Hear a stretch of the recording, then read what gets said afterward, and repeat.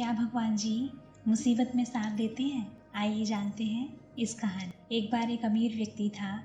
उसने समुद्र में अकेले घूमने के लिए एक नाव बनवाई और छुट्टी के दिन वह नाव लेकर अकेले समुद्र की सैर करने निकल पड़ा।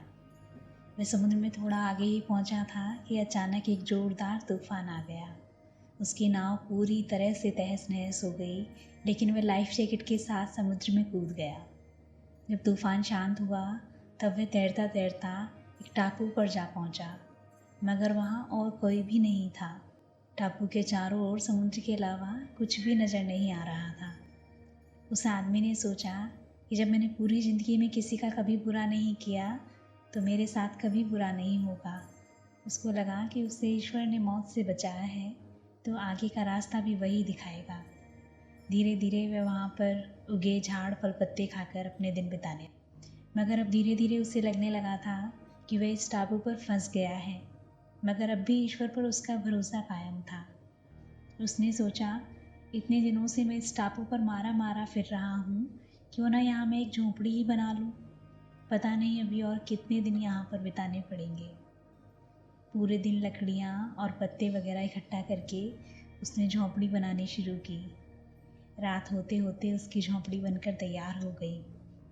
अभी वह झोंपड़ी के बाहर खड़ा होकर उसे देखकर सोच रहा था कि आज से झोंपड़ी में सोने को मिलेगा, मगर अचानक से मौसम बदला और बिजली ज़ोर ज़ोर से कड़कने लगी और एक बिजली उसकी झोंपड़ी पर गिर गई।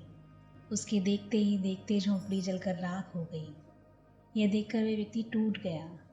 उसने आसमान की तरफ देखकर बोला, हे ईश्वर, ये तेरा कैसा इंसाफ है। तूने मुझ पर अपनी रहम की नज़र क्यों नहीं की। मैंने हमेशा तुझ पर विश्वास बनाए रखा।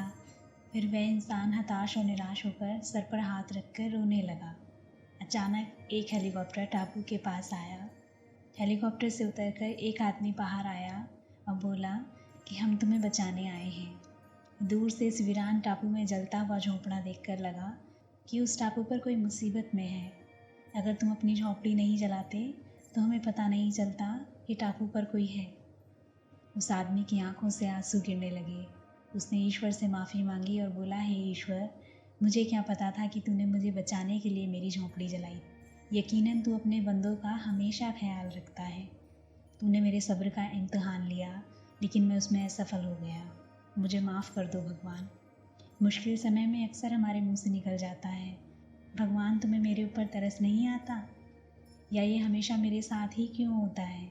हम जब ऐसा कहते हैं तो सबसे पहले तो हम अपनी काबिलियत पर भरोसा खो देते हैं और दूसरा, ईश्वर पर से हमारा विश्वास हिल जाता है। हमें हमेशा ये ध्यान रखना चाहिए कि सब्र का फल मीठा होता है और भगवान जो करते हैं अच्छे के लिए ही करते हैं।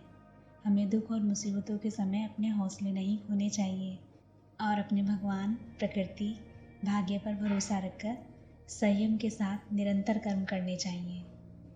दिन चाहे सुख के हों या दुख के, भगवान अपने बंदों के साथ हमेशा रहते हैं। हाँ, हम एक बार ईश्वर से रूठ सकते हैं, लेकिन ईश्वर हमसे कभी नहीं रूठते। वह हमेशा अच्छा ही करते हैं।